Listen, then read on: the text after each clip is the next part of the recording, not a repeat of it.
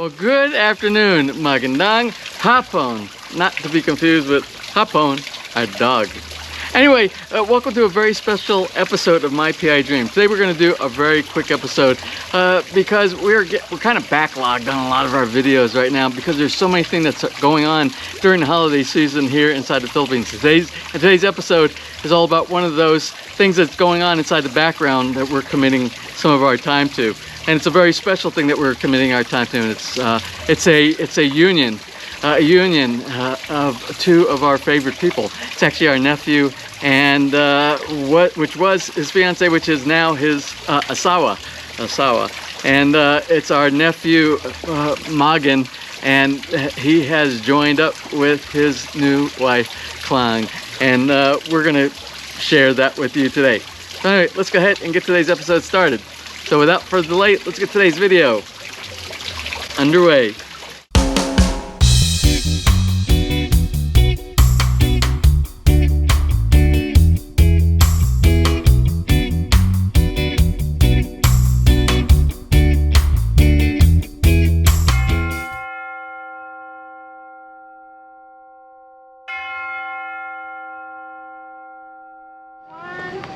One, two, three.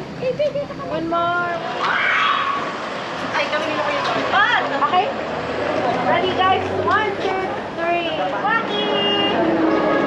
Very good. Ari, Lu, and Lee. Table number 4, Ding Dong Guerrero. Table number. Si Mayor ko ay may silang magkasal. Pero maganda kanyang sermon sa inyo. Yamang nais niyo magkabuklod sa matrimonyo ng kasal, ay humarap kayo sa isa't isa na magkahawak ng kamay. O, titigan mo na yung magiging asawa. At ito lang magiging sinyalis na ikaw ay hindi na pinata. O, titigan mo na lang ayos. Josephine, Josephine, sumasang-ayon ka ba na maging asawa si Gabriel alinsunod sa dinadadhala ng ating batas? Opo. Binibigay mo ba sa kanya ang iyong sarili bilang kanyang may bahay? Opo. Nakalaan ka bang balikanin sa piling niya ang pananagutan ng buhay may asawa? Opo. Gabriel, sumasang-ayon ka ba na maging may bahay si Josephine na naririto alinsunod sa dinadadhala ng ating batas? Buong puso ba pagkakulong mo sa kanya ng iyong sarili bilang kanyang asawa? Nakalaan ka bang balikanin sa piling niya ang pananagutan ng buhay may asawa?